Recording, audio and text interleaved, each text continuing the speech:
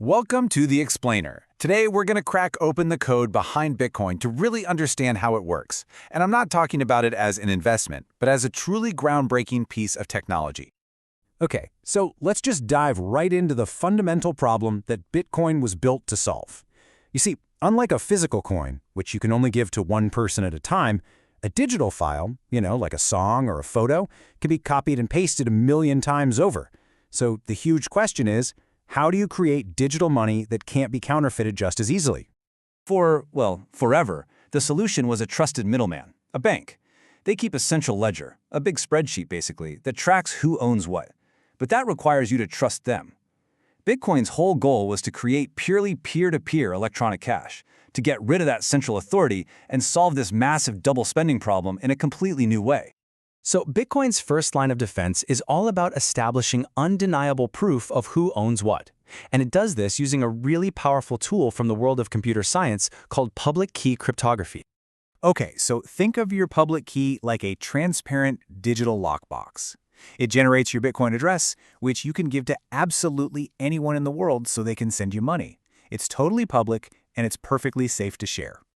But, and this is the crucial part, only you have the private key for that lockbox. This is a secret that you never, ever share with anyone. It's the only thing in the universe that can unlock that box and authorize sending the funds inside to somebody else. It's your ultimate proof of ownership. And this whole signing process is what makes it all click. First, a message is created for the transaction you want to make. Then, you sign it using your secret private key, which creates the authorization. Now here's the magic part. Anyone on the network can then use your public key to verify that your signature is valid. It proves you approve the payment, all without you ever having to reveal your secret key. It's pretty amazing. Okay, so we've solved ownership. That's a huge step. But we haven't solved that double spending problem yet. You can prove you own the money, sure, but what stops you from signing two different transactions to send that exact same money to two different people? Well, Bitcoin's second layer of defense is just a radical form of transparency. The solution is this: a shared public notebook. Every single transaction is announced and written down for everyone on the network to see. A block is just like a page of recent transactions, and the blockchain is the entire notebook, all the pages chained together. And since everyone has their own identical copy of this notebook, trying to spend the same money twice would be like trying to cheat on a public record. The fraud would be obvious to everybody, instantly. Now, what's really fascinating is that this solution creates an even deeper problem, right? If there's no central bank, no single authority, who gets to be the official bookkeeper? How does a global decentralized network of computers all agree on one single official history of transactions, especially when some of them might be trying to cheat the system?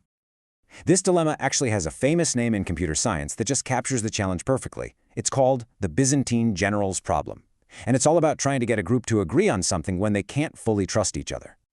So the problem, which was laid out way back in 1982, asks this: how can a group of generals surrounding a city coordinate an attack? They can only communicate by messenger, and here's the catch. Some of them might be traitors, sending fake messages like retreat when they should be saying attack. How do the loyal generals ever reach an agreement and act together? For Bitcoin, this isn't just a thought experiment. It's the whole ballgame. The generals are the thousands of anonymous computers, or nodes, on the network. And the traitors are people trying to cheat the system. How does this network agree on which transactions are valid and in what order, without a central commander to give the final order? So how does Bitcoin solve this incredible problem? Well, this builds to the absolute climax of the entire system, an ingenious solution called proof of work. You probably know it by its more common name, mining. Mining is basically a giant competitive lottery. Miners gather up all the recent transactions, and their job is to find a special winning number. They do this by running all the data through a function that spits out a unique code called a hash. They have to keep guessing random numbers over and over and over until they find a hash that's below a certain target. I mean, think of it like trying to roll a million-sided die and getting a number below 10. It's just this brute force guessing game that requires an immense amount of computational power. Now this, right here, is the key insight. The process is so computationally expensive, it costs real-world electricity, real-world computer hardware, that successfully finding a valid block is proof that the miner has done a significant amount of work, and that work is what earns them the right to be the bookkeeper for the next page in that public ledger. So this system just brilliantly solves the Byzantine generals problem. Instead of trusting people, the network trusts computation. The official history is always the chain of blocks that has the most work, the most energy invested in it. To change the past, a trader would have to single-handedly outcompute the entire rest of the network combined. And that becomes practically impossible as the chain gets longer. It's essentially one CPU, one vote. So by combining these three key elements, cryptographic ownership, a public ledger, and this competitive proof of work, Bitcoin finally achieves what its anonymous creator, Satoshi Nakamoto, set out to do in that original 2008 white paper. And really, at the end of the day, the entire system is designed to do one thing: replace the trust we normally place in big institutions with verifiable mathematical proof. It allows any two people anywhere to transact directly, with the network itself handling all the security and consensus. And that leaves us with a final and pretty provocative question.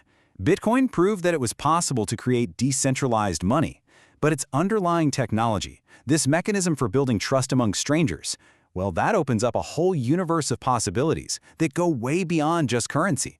So the real question is, what else can be reinvented?